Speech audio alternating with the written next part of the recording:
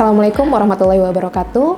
Selamat pagi Bapak dan Ibu penguji. Perkenalkan, saya Kurniawati, yaitu salah satu dosen dari jurusan keperawatan Poltekkes Kemenkes Jakarta 1. Video ini dibuat untuk melengkapi persyaratan pengajuan sertifikasi dosen gelombang pertama pada tahun 2025 dalam pernyataan diri dosen dalam unjuk kerja Tridharma Perguruan Tinggi atau PDD UKT PT. Pada kesempatan ini, saya akan menjelaskan salah satu mata kuliah inti di jurusan keperawatan Poltekkes Kemenkes Jakarta 1, yaitu mata kuliah keperawatan anak. Mata kuliah keperawatan anak terdiri dari 3 SKS dengan 2 SKS teori dan 1 SKS praktik laboratorium. Adapun proses pembelajaran pada mata kuliah keperawatan anak yaitu dengan delivery, interaction, dan assessment. Deskripsi pada mata kuliah keperawatan anak sendiri yaitu mata kuliah ini menguraikan mengenai konsep dan teori serta praktek atau aplikasi asuhan pada keperawatan anak pada rentang sehat dan sakit sesuai dengan pertumbuhan dan perkembangan anak dengan memperhatikan prinsip-prinsip yang aman dan efektif melalui pendekatan proses asuhan keperawatan. CPL pada mata kuliah ini yaitu pertama, mahasiswa mampu memahami ilmu keperawatan untuk melakukan asuhan keperawatan secara profesional dengan menggunakan pendekatan proses keperawatan yaitu CPL 2, mampu melakukan komunikasi terapeutik dengan menguasai keterampilan dasar keperawatan untuk melakukan asuhan keperawatan kepada klien melalui kerja tim yaitu CPL 3, lalu mampu memberikan asuhan keperawatan pada individu, keluarga, kelompok, dan masyarakat dengan mengutamakan keselamatan klien dan mutu pelayanan berdasarkan perkembangan ilmu dan teknologi keperawatan untuk meningkatkan kualitas asuhan keperawatan dengan memperhatikan prinsip caring sesuai kode etik profesi yaitu CPL 5. CPNK pada mata kuliah ini yaitu pertama, CPNK 1, mahasiswa mampu menguasai konsep dasar keperawatan anak dan asuhan keperawatan pada anak sehat yang berfokus pada perkembangan anak, peran keluarga, dan keselamatan klien. Untuk CPNK 2, yaitu mahasiswa mampu mengelola berbagai masalah keperawatan pada anak dengan gangguan patologis dengan berbagai sistem tubuh, yaitu seperti pernafasan, kardiovaskular, hematologi, perkemihan, pencernaan, metabolik endokrin, persyarafan, muskuloskeletal, termoregulasi, imun, sensori, dan juga keganasan. Setelah itu, CPMK 3 yaitu mahasiswa mampu mengelola konsep asuhan keperawatan yang komprehensif pada neonatus, bayi beresiko tinggi, anak dengan kebutuhan khusus, serta anak dengan kelainan kongenital atau pasca operasi, serta memahami konsep mengenai manajemen asuhan keperawatan terpadu balita sakit. Dan CPNK 4 yaitu mahasiswa mampu mempraktekkan keterampilan dasar dan komunikasi terapeutik dalam melaksanakan asuhan keperawatan yang berpusat pada anak dan keluarga, termasuk melakukan pengkajian, merumuskan diagnosa, menyusun rencana keperawatan, serta tindakan keperawatan pada kasus-kasus keperawatan anak di laboratorium. Adapun pokok bahasan pada mata kuliah keperawatan yaitu pertama, konsep dasar keperawatan anak, yang kedua konsep asuhan keperawatan anak sehat, lalu ada konsep asuhan keperawatan pada neonatus, yang keempat yaitu konsep asuhan keperawatan pada anak dengan gangguan pemenuhan kebutuhan oksigenasi patologis dari sistem pernafasan, kardiovaskuler, dan hematologi. Yang kelima yaitu konsep asuhan pada anak dengan gangguan pemenuhan kebutuhan cairan dan elektrolit patologis dari sistem perkemihan, pencernaan, dan vaskuler. Yang keenam yaitu konsep asuhan keperawatan pada anak dengan gangguan pemenuhan nutrisi patologis dari sistem pencernaan dan juga metabolik endokrin. Yang ketujuh yaitu konsep asuhan keperawatan pada anak dengan gangguan kebutuhan aktivitas patologis dari sistem persyarafan dan juga muskuloskeletal. Dan yang kedelapan adalah konsep asuhan keperawatan anak dengan gangguan kebutuhan aman dan nyaman patologis dari sistem termoregulasi imun, sensori, dan juga keganasan. Selanjutnya yaitu konsep perawatan pada bayi resiko tinggi dan ada juga mengenai konsep asuhan keperawatan pada anak dengan kebutuhan khusus. Selanjutnya yaitu konsep asuhan keperawatan pada bayi dengan gangguan kebutuhan eliminasi patologis dari sistem pencernaan dan perkemihan atau kelainan kongenital atau perioperatif. Dan yang terakhir yaitu mengenai manajemen terpadu balita sakit atau MTBS di tatanan pelayanan kesehatan. Itu dari pertama tim Pokja STKI PPNI tahun 2017, tim Pokja SLKI tahun 2018, lalu tim Pokja Siki PPNI tahun 2018, dan juga tim Pokja SPO PPNI tahun 2021. Setelah itu juga ada referensi dari Nanda Internasional tahun 2024. Selanjutnya itu dari Essential of Pediatric Nursing edisi 5 tahun 2024 dari Kyle and Charman. Yaitu selanjutnya Wong's Essential of Pediatric Nursing edisi 11 dari Hockenberry dan Wilson tahun 2021. Ini ada dari mengenai buku mengenai Wong's Nursing Care of Infant and Children edisi 12 dari Hockenberry dan Wilson tahun 2023. Lalu ada buku referensi mengenai keperawatan anak sehat dan sakit akut yang ditulis oleh saya beserta dengan tim penulis lainnya. Adapun penilaian pada mata kuliah keperawatan ini terdiri dari dua, yaitu teori dan juga laboratorium. Untuk teori sendiri terdiri dari UTS yaitu 30%, UAS 30%, tugas 20%, dan juga kuis 20%. Sedangkan untuk penilaian laboratorium terdiri dari target praktek yaitu 70% dan juga ujian praktek 30%. Metode yang digunakan yaitu menggunakan discover learning, presentasi, dan juga ada case study yang akan menunjang mahasiswa untuk memahami mengenai aplikasi dari asuhan keperawatan atau pengelolaan asuhan keperawatan pada anak. Berikut merupakan salah satu contoh video pembelajaran dari mata kuliah perawatan anak secara luring. Assalamualaikum warahmatullahi wabarakatuh. Waalaikumsalam warahmatullahi wabarakatuh. Ya, selamat pagi semuanya. Gimana kabarnya? Baik, Bu. Ya, baik, untuk materi kita hari ini nanti kita akan diskusi mengenai asuhan keperawatan pada anak dengan talasemia. Nah, namun sebelum memulai perkuliahan pada hari ini, alangkah baiknya kita akan melakukan baca doa. Silakan, ada yang mau memimpin doa? Di sini? Ya, silakan, Cidan. Sebelum kita memulai pembelajaran pada hari ini, alangkah baiknya kita berdoa dulu. Berdoa dimulai. Berdoa selesai. Baik. Nah, untuk sebelum kita melanjut ke sesi berikutnya, dipersilakan kepada para mahasiswa untuk melakukan absensi di Siakat terlebih dahulu. Silakan untuk mengisi absensi pada perkuliahan keperawatan anak hari ini. Sudah? Sudah. Ya. Baik, kalau gitu sebelumnya ini kan kita hari ini ada materi mengenai, ini masih sama ya dengan materi sebelumnya. Jadi materinya asuhan keperawatan pada anak dengan talasemia. Nah, talasemia ini kan merupakan asuhan keperawatan pada anak dengan gangguan di bagian sistem hematologi. Ada yang bisa menjelaskan mengenai materi sebelumnya, yaitu tentang hemofilia? Saya, Ibu. Ya, silakan, Respi. Baik, izin menjelaskan teman-teman mengenai materi yang sudah dijelaskan, yaitu minggu kemarin, yaitu hemofilia. Hemofilia itu adalah kelainan pembekuan pada darah, di mana kekurangan protein atau terganggunya protein koagulasi atau berfungsi untuk melakukan pembekuan darah. Di mana faktor ini itu biasanya diakibatkan oleh mutasi kromosom X. Untuk anak yang mengalami hemofilia ini akan sering mengalami perdarahan. Terima kasih, Ibu. Baik, terima kasih Respi. Silakan duduk kembali. Kita masuk ke materi lanjut ya. Jadi untuk materi hari ini adalah asuhan keperawatan pada anak dengan talasemia. Sebelumnya pernah ada yang dengar nggak talasemia itu apa? Pernah ketemu orang mahasiswa pasien dengan talasemia? Belum. Oh ya udah, baik, kita akan mulai nih. Jadi, nah di sini sebelum kita memasuki materi ini saya akan jelaskan pokok bahasan pada perkuliahan kali ini. Jadi ada dua pokok bahasan, yaitu pertama adalah konsep talasemia. Ya, kalau konsep talasemia kan nanti akan ada mengenai definisi, lalu gejala, dan juga di sini dari talasemia sendiri itu ada klasifikasinya, nanti dijelaskan. Setelah itu komplikasinya apa sih? Kenapa anak talasemia itu memang perlu harus kita rawat gitu. Lalu dalam pemeriksaannya itu apa aja, dan pengobatannya bagaimana, sama asuhan keperawatan. Nah, yang kedua adalah asuhan keperawatannya. Karena kan kita seorang perawat nih, selain kita mengetahui konsep, kita harus juga tahu asuhan keperawatannya apa sih, nah, seperti itu, ya. Setelah itu dari pokok bahasan di sini ada sub CPMK.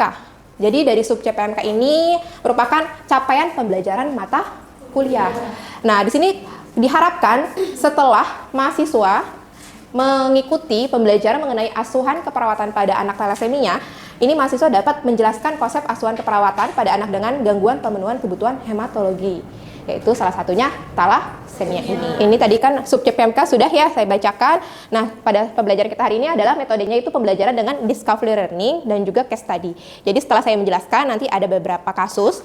Nah, nanti di kasus itu kalian akan berdiskusi dan juga nanti bisa dipaparkan mengenai hasil diskusinya. Nah, ini merupakan referensi atau beberapa materi yang bisa kalian unggah atau dapatkan ya. Ini ada dari buku dan juga ada beberapa dari jurnal. Nah, kita masuk ke dalam definisi thalassemia. Jadi di definisi thalassemia sendiri, ini merupakan thalassemia itu ada ternyata dari bahasa Yunani, yaitu thalasso yang artinya laut dan emia artinya darah. Jadi dari bahasa Yunani sendiri ini thalassemia merupakan lautan darah seperti itu. Nah, ini pertama kali ditemukan oleh Dr. Thomas B. Coley pada tahun 1925 di Laut Tengah dan terjadi pada anak-anak yang menderita anemia. Nah, ini anemianya itu, kenapa sih kok anemia pada anak-anak di zaman pada masa itu, tapi anemianya terjadi pembesaran limfa. Tuh, nah, makanya Dr. Thomas ini melakukan penelitian, ada apa sih pada anak-anak tersebut, padahal ini hanya anemia, tapi ya kok terjadi pembesaran limfa juga. Nah, baru dipaparkan atau dapat dikesimpulan bahwa thalassemia ini merupakan kelainan atau gangguan ya, mutasi gen yang diwariskan itu. Nah, mutasi gennya di mana bagiannya, yaitu kelainannya terjadi pada satu atau lebih rantai polipeptida di hemoglobin. Nah, dia itu bisa kurang terbentuk atau tidak terbentuk gitu. Nah, ini hemoglobin sendiri di sini ya. Ini gambarnya ada rantai alfa dan rantai beta. Jadi hemoglobin itu ada 2 rantai dan juga setiap rantai itu berpasangan. Gitu. Nah, kira-kira di sini ada yang tahu hemoglobin fungsinya untuk apa? Silakan, ya, silakan Jidan. Tugas hemoglobin adalah untuk membawa oksigen dan cari makanan untuk dialirkan ke dalam sel. Ke dalam sel, sip, bagus. Nah, jadi fungsinya banyak ya. Jadi berperan sangat penting nih hemoglobin ini untuk kelangsungan sel hidup kita gitu. Ini adalah merupakan tadi juga kenapa sih kalau misalkan rantai polipeptidanya itu tidak terbentuk atau kurang, nah ini akan mengakibatkan tubuh tidak dapat membentuk sel darah merah yang normal itu. Sehingga sel darah merah ini mudah rusak yang harusnya 120 hari baru dia itu pecah atau berganti. Nah, pada pasien-pasien thalassemia biasanya dia lebih cepat, entah 90, entah 60 hari seperti itu. Nah, ini tadi ya yang sudah dijelaskan oleh teman kita Jidan bahwa hemoglobin fungsinya itu untuk membawa oksigen dan sari makanan ke seluruh sel ya, memberikan makanan. Nah, jadi hemoglobin sendiri ini merupakan protein di dalam sel darah yang fungsinya itu memberikan warna merah pada darah. Nah, di sini tugasnya adalah mengangkut O2 dari paru-paru ke seluruh tubuh dan mengangkut CO2 dari jaringan tubuh kembali ke paru-paru. Jadi proses pertukaran gas gitu. Nah, tadi dijelaskan bahwa hemoglobin ini terdiri dari 4 senyawa heme dan 4 senyawa globin atau rantai polipeptida. Nah, yang tadi saya jelaskan bahwa di sini ya ada alfa 1, alfa 2, beta 1 dan beta 2. Nah, di sini rantai alfa dan beta ini saling berpasangan. Jadi kalau misalkan memang pada orang yang normal, itu dia kuat tuh rantainya. Tapi kalau pada pasien-pasien thalassemia mungkin ada yang rantai betanya setengah, atau rantai betanya nggak ada sama sekali, atau rantai alfanya setengah, atau rantai alfanya nggak ada sama sekali. Nah, itu akan merusak atau mengganggu dari sistem atau siklus si pembentukan sel darah.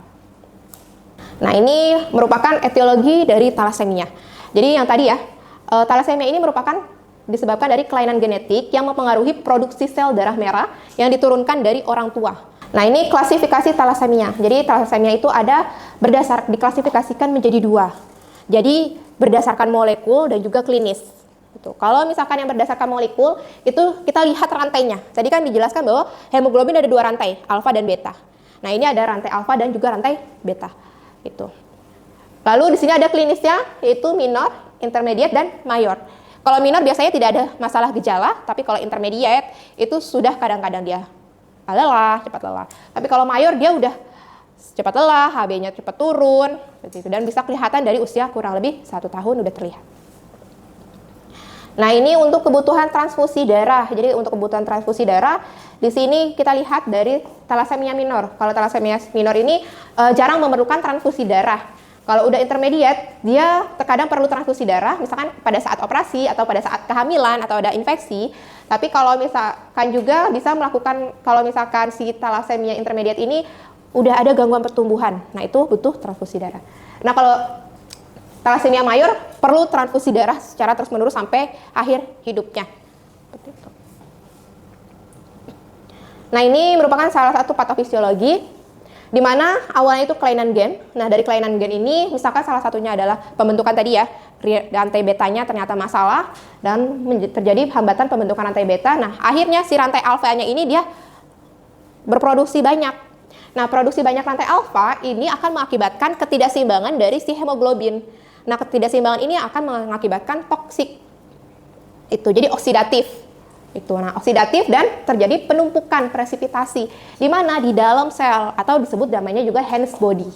Jadi dia numpuk tuh yang tidak stabil si hemoglobinnya dia numpuk. Nah ketidakstabilan ini akan mengakibatkan oksidatif. Nah mengakibatkan selnya mudah pecah. Nah sehingga terjadilah anemia hemolitik. Gitu. Jadi setengah kan anemia hemolitik. Nah apa kompensasinya? Biasanya kompensasi pada tubuh kalau misalkan terjadi anemia, dia akan meningkatkan produksi sel darah diambil dari tulang pipi. Nah, dari tulang pipi ini diproduksi, diambil. Nah, itu akan mengakibatkan sutul membesar dan terjadi perubahan wajah di bagian tulang wajah. Makanya kadang-kadang pasien-pasien dengan thalassemia itu akan terlihat mongoloid. Nah, kalau dia terjadinya di kompensasi lien atau di hati dan hepar ya, ini untuk bekerja lebih keras menghasilkan sel darah merah. Itu. Nah, makanya terjadilah hepatomegali.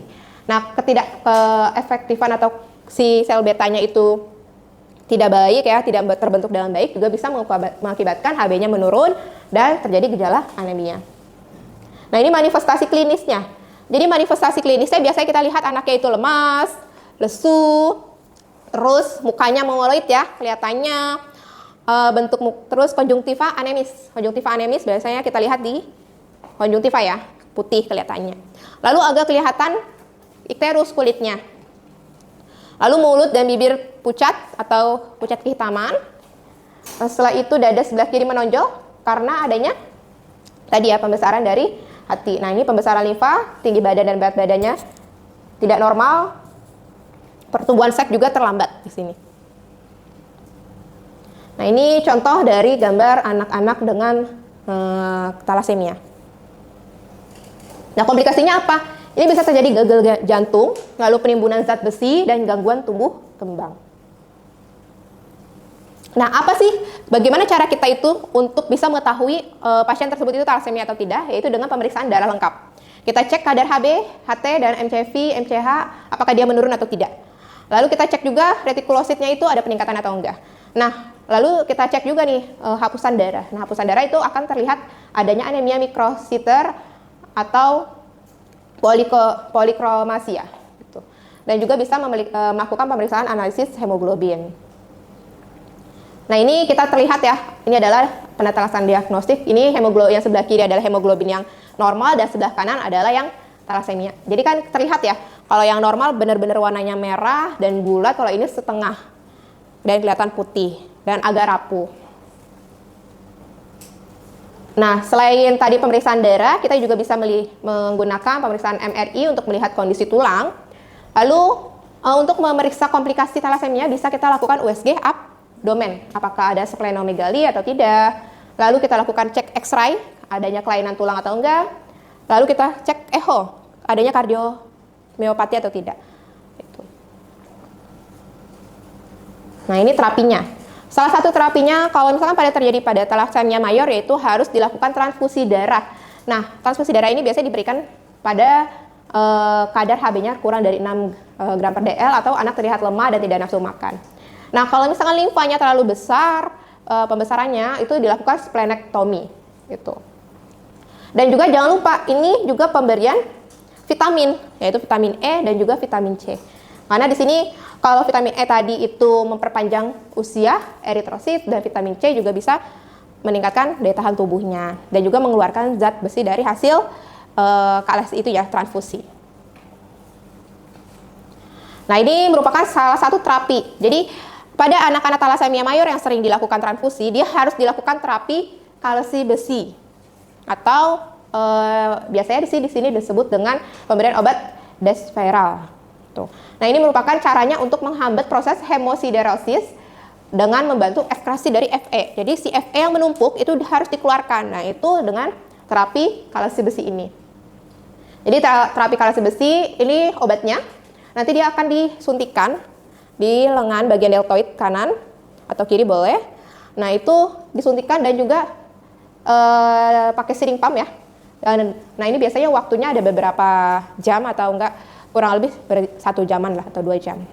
Tuh, dia fungsinya untuk tadi mengeluarkan si Fe. Sekarang kita masuk ke bagian asuhan keperawatan.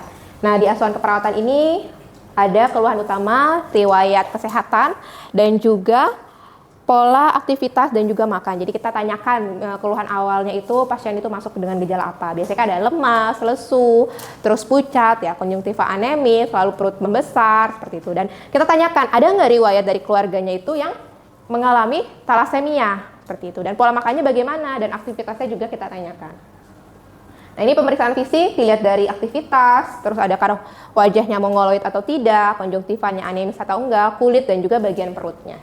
Nah, adapun masalah keperawatan yang biasanya terjadi pada anak-anak dengan talasemia adalah perfusi perifer tidak efektif, lalu intoleransi aktivitas, gangguan tumbuh kembang, defisit nutrisi, ansietas oleh anak dan keluarga, defisit perawatan diri, resiko infeksi, dan juga defisit pengetahuan kalau memang keluarganya atau anaknya belum mengetahui. Perencanaan bagaimana cara untuk mengatasi perfusi jaringan tidak efektif yaitu dengan cara transfusi darah secara sesuai dengan kebutuhan. Lalu untuk defisit nutrisi kita bisa memberikan diet tinggi kalori dan tinggi protein, tapi kita harus tahu bahwa pada anak talasemia yaitu harus dikurangi makanan-makanan yang mengandung banyak Fe. Setelah itu, untuk optimalisasi pertumbuhan dan perkembangan tetap kita lakukan stimulasi. Jadi ajarkan keluarganya, bapak ibunya itu untuk melakukan stimulasi kepada anaknya. Nah, dari tadi penjelasan mengenai talasemia, kira-kira ada yang ingin ditanyakan? Karena di sini ada case study. Jadi case study ini nanti kalian akan berkelompok ya mengerjakannya. Jadi ada 4 kelompok. Nanti diurutkan bisa dari sebelah kanan ya. Coba dari 1, 2, 3, 4, 5. Silakan. 4, 5. Nah, jadi nanti yang 1 berarti berkumpul dengan kelompok yang 1, begitupun sampai yang 5. Ini mengerjakan tentang case study ini. Dan nanti setelah selesai jabarkan mengenai di sini case study-nya anak talasemia dan saya meminta untuk diagnosa sampai intervensinya apa. Ya, silahkan untuk berkumpul. Sudah waktunya ya mengerjakan case study kurang lebih 30 menit. Kira-kira siapa kelompok yang akan menjabarkan mengenai hasil diskusinya mengenai kasus case study anak talasemia? Ya, silahkan. Izin menyampaikan hasil diskusi dari kelompok 3. Diagnosa yang diangkat yaitu perfusi perifer tidak efektif berhubungan dengan penurunan konsentrasi hemoglobin ditandai dengan anak tampak sangat pucat, lemas, sering mengeluh, lebih sering tidur, tampak pucat, lesu, lebih banyak berbaring, konjungtiva anemis, kulit pucat, nadinya 110 kali per menit, respirasinya 28 kali per menit, hemoglobinnya 5,8 G per DL. Untuk intervensinya setelah dilakukan tindakan keperawatan, terus perfusi perifer meningkat dengan kriteria hasil warna kulit pucat menurun, pengisian kapiler membaik, kelelahan menurun, pusing menurun, hemoglobin dalam batas normal sesuai target yaitu lebih dari 8. Lalu intervensi yang diambil yaitu perawatan sirkulasi. Ada observasinya yaitu monitor tanda-tanda vital secara teratur, monitor tanda dan gejala ketidakadekuatan perfusi perifer, monitor hasil laboratorium terutama hemoglobin sebelum dan sesudah transfusi. Lalu ada terapeutiknya yaitu posisikan anak senyaman mungkin untuk meningkatkan perfusi, batasi aktivitas fisik berat, dorong istirahat yang cukup. Lalu ada sediakan lingkungan yang tenang dan nyaman untuk mendukung istirahat. Lalu edukasinya jelaskan kepada ibu atau keluarga tentang tanda dan gejala anemia yang perlu diwaspadai di rumah. Ya. Baik, kita beri aplaus. Ya, terima kasih kepada kelompok ya yang perwakilan sudah memaparkan mengenai hasil diskusinya. Untuk kelompok lain berarti hasil diskusinya tolong dicatat dan juga dimasukkan ke dalam siakat ya untuk penugasan. Nah, karena sudah diskusi mengenai case study tadi, kira-kira untuk sekarang nih ada yang ingin memberikan kesimpulan atau memaparkan kesimpulan mengenai materi kita pada hari ini? Silakan. Ada? Ayah, silakan. Boleh berdiri. Baik, untuk kesimpulannya, thalassemia itu merupakan kelainan darah yang diwariskan secara genetik. Untuk penyebabnya yaitu tidak terbentuknya atau kurang sebagian rantai polipeptida pada hemoglobin. Dan thalassemia ini diklasifikasikan secara klinis menjadi 3, yaitu thalassemia mayor, minor, dan intermediate. Kemudian untuk gejalanya yaitu lemas, pucat, pembesaran hepar, kulit kekuningan, tinggi badan dan berat badan kurang, dan wajah harus memeluit. Untuk komplikasinya yaitu gagal jantung dan gangguan pembuluh. Baik, terima kasih sudah memaparkan ya mengenai kesimpulannya. Berarti untuk materi anak dengan thalassemia sudah cukup jelas ya? Ya, baik. Nah, untuk materi hari ini tadi thalassemia dan untuk minggu besok itu kita akan belajar mengenai leukemia. Jadi masih dalam tahap gangguan hematologi pada anak. Demikian berakhir sudah pemaparan video pembelajaran ini. Video ini adalah representasi dari upaya saya dalam mengimplementasikan Tridharma Perguruan Tinggi khususnya di bidang pendidikan dan pengajaran. Saya berharap video ini dapat memenuhi kriteria yang dibutuhkan dalam proses sertifikasi ini. Terima kasih atas perhatiannya. Wassalamualaikum warahmatullahi wabarakatuh.